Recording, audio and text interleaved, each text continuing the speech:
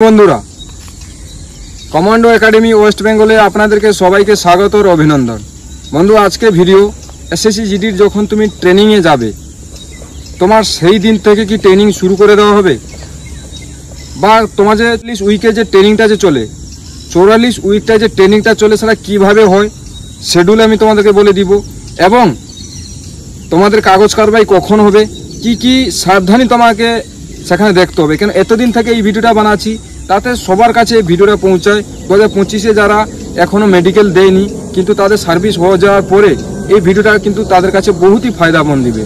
সেই জন্য ভিডিওটা লাস্ট পর্যন্ত অবশ্যই দেখো, এবং যদি চ্যানেলে তোমরা নতুন হয়ে থাকো তারা চ্যানেলটাকে সাবস্ক্রাইব করে নাও এরকম ইনফরমেশান ভিডিও দেখার জন্য। যেদিন তোমার জয়েনিং থাকবে সেদিন থেকে তোমাদের ট্রেনিং শুরু করা হবে না। ধরো তোমাদের নভেম্বর মাসে 25 তারিখে বা 20 তারিখে জয়েনিং হলো 2025-এ, সেদিনে সব জায়গা থেকে ডাকা হবে এবং তোমাদের সেখানে একটু কাগজ কারবাই করানো হবে।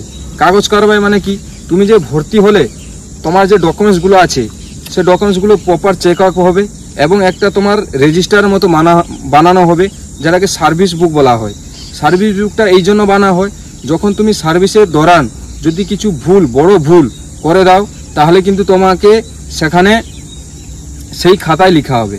কিন্তু যখন তোমার জয়েনিং হবে তার আগের দিন যখন তোমার জয়েনিং হবে, সেই জয়েনিংয়ের কিছু দিনের মধ্যে তোমার কিন্তু মেডিকেল করানো হবে। মেডিকেল মানে কীরকম হবে, তোমার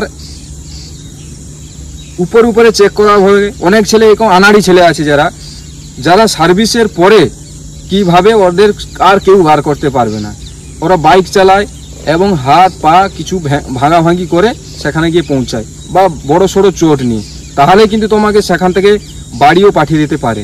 এগুলো সাবধানী তোমাকে রাখতে হবে। তারপরে ডকুমেন্টসটা ভরার পরে তোমাদের এই ডকুমেন্টস ভরতে কমসে কম 7 দিন হয়ে যাবে, কেননা অনেক ছেলে যায় যে ট্রেনিং সেন্টারে, তো সবারই ডকুমেন্টস ভরানো হবে। এবং তোমার ডিপেন্ডেন্ট কাকে কাকে তুমি রাখতে পারবে, ডিপেন্ডেন্ট তোমার থেকে ছোট বোন তাকে তুমি রাখতে পারবে, যদি বিয়ে না হয়ে থাকে তাহলে তুমি তাকে ডিপেন্ডেন্ট রাখতে পারবে, বা তোমার থেকে তোমার ভাই আছে তাকেও ডিপেন্ডেন্ট রাখতে পারবে, মা বাবা তো ডিপেন্ডেন্ট থাকেই। এগুলো ভরার পরে তোমাকে 0 উইকের ট্রেনিং হবে। 0 উইকের ট্রেনিং মানে তোমাকে 1-2 সপ্তাহ শুধু এরকম মাঠে নিয়ে যাওয়া হবে, ওয়ার্কিং করানো হবে। এরকম কোনো জায়গায় 1-2 সপ্তাহ হয়, কোনো জায়গায় 3 সপ্তাহ করে দেয়, বা কোনো জায়গায় 7 দিনেও করে দেয়। তাদের ম্যাটার করে ট্রেনিং সেন্টারের উপরে।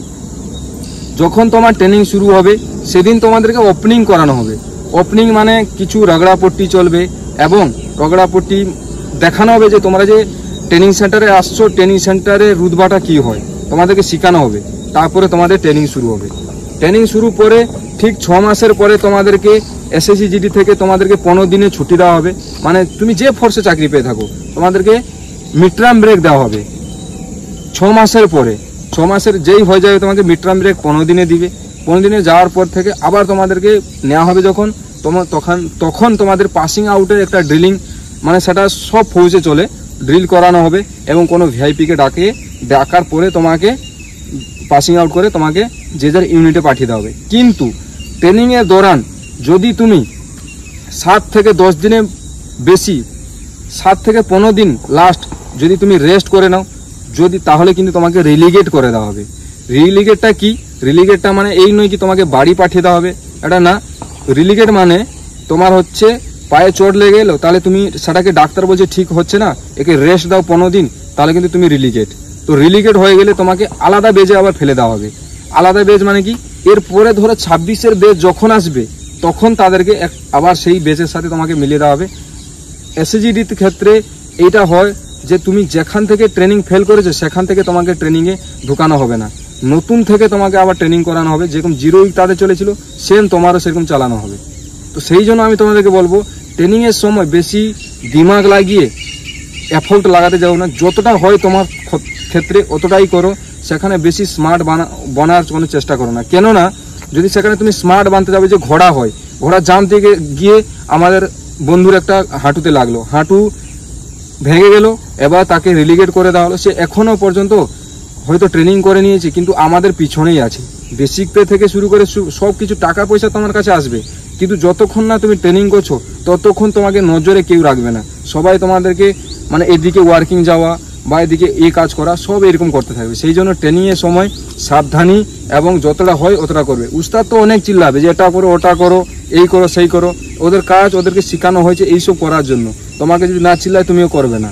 তো সেই জন্য আমি তোমাদেরকে বলি, যখন তুমি ট্রেনিং করতে যাও এইসব কথা আমার মাথায় রাখবে এবং ভালোভাবে ট্রেনিং তুমি পাস করে যাবে।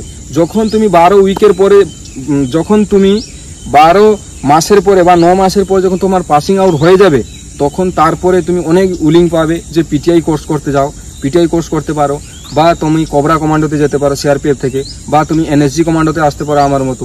এইসব করো, তোমার ফায়দা দিবে। কিন্তু সে বেসিকের সময় বেশি স্মার্ট হওয়ার দরকার নেই। তো আশা করছি ভিডিওর মধ্যে আমি তোমাদেরকে বুঝাতে পেরেছি। যদি ভিডিওটা ভালো লাগে তাহলে একটা লাইক করবে এবং বন্ধুদের কাছে অবশ্যই শেয়ার করবে, কেননা এই ভিডিওটা অতি কাজে দিবে তোমাদেরকে। তো নেক্সট একটা ভিডিও নিয়ে আসবো। জয় হিন্দ, বন্দে মাতরম, রাম রাম।